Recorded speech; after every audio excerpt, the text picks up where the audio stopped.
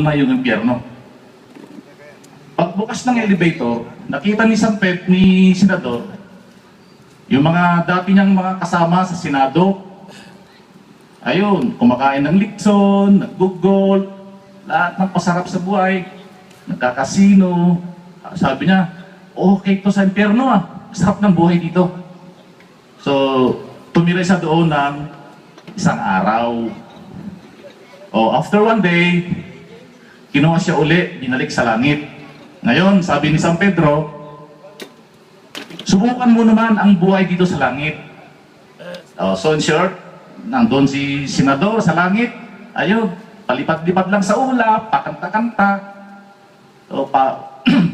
Ganun ang buhay niya sa langit. So after one day uli, sabi ni San Pedro, nga, mamili ka na, saan mo gusto? Sabi ng Senador, dito doon na lang ako sa impyerno. Kasi masarap ang buhay doon. Andun yung mga kasama ko. Di pinagbigyan siya. Binalik na sa impyerno. Pagbukas, nakita na yung mga kasama niya. Nagbubungkal ang basura. Puro mga nangilimahid. Ibig sabihin, naghihirap na. Sabi niya, Satanas, nandun na si Satanas bakit ganito ang buhay sa nung ipinakita sa akin to, hindi naman ganito Sabi ni Satanas, dito sa impyerno, para ding nasa lupa. Nangampanya rin kami, naniwala ka Iyon. Puro pangako lang. Nangampanya rin pala si Satanas. Siya ang ibinoto niya.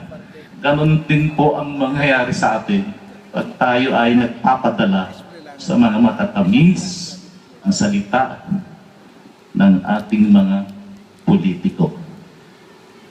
So yun po ang alam ko na maisishare natin bilang mga alumni ng Cato National High School sa ating eskwelahan in general at sa ating bayan in particular. Again, maraming salamat po sa pagkuha niyo sa akin.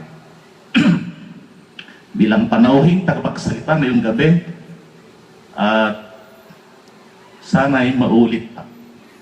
Thank you and good evening.